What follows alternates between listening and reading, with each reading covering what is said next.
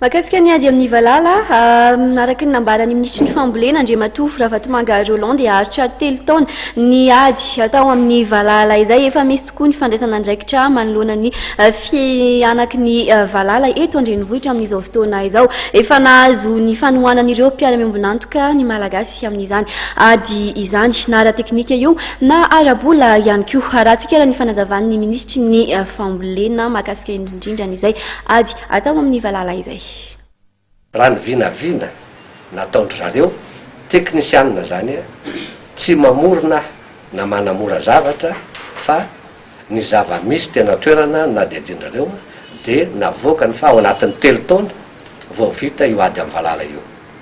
Ny antony de fa lasa lavitra loatra ny firongatra ny valala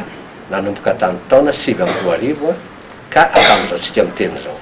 Ary tsy magaga zany na sanatria fitiavana hoe anaratsy ny mpitondra fa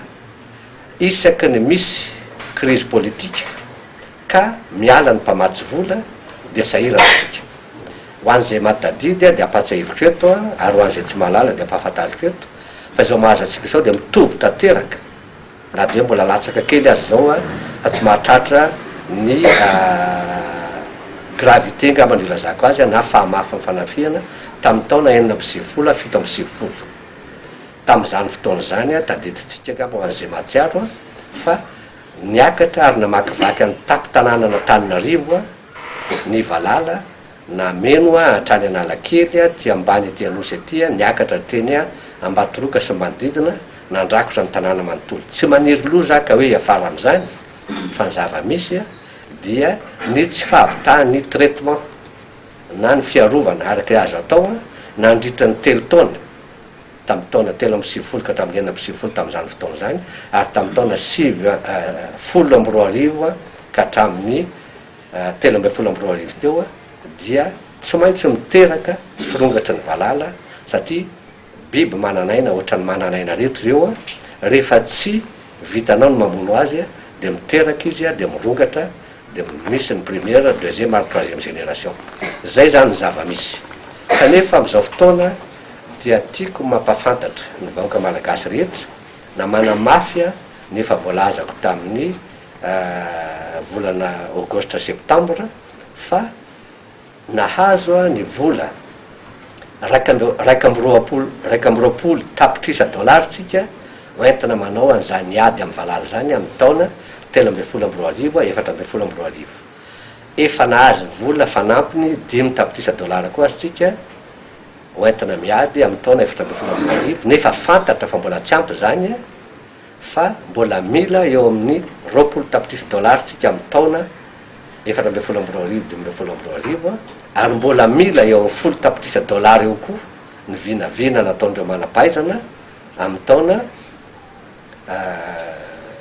15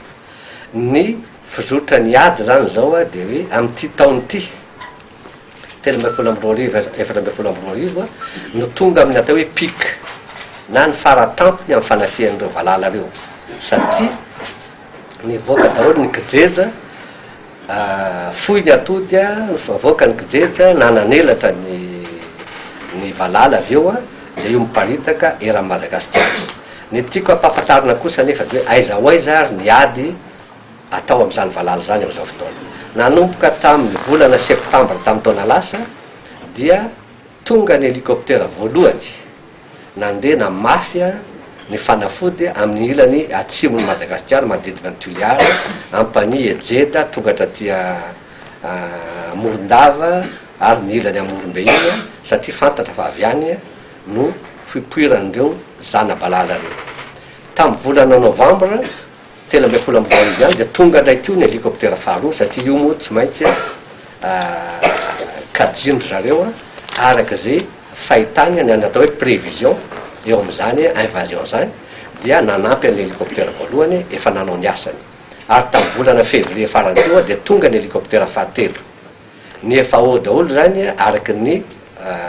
fangatahana na ny fepetra napetraka reo mpamatsy vola reo no naminavina ary nanatanteraka n'izany ady zany. Ary tamin'ny voalohany volana mars de tonga ny avion fiaramanidina madinika natokana ho an'izany ady am'valana zany nanampya an'ireo helicoptera telo efa miasa reo nanomboka tamin'izany volana septambra zany volana novembre ary ny afara tamin'ny fahatongavany tamin'ny février sy ny mars teo dia manambara vahoaka malagasy fa tsy mitsahatra miasa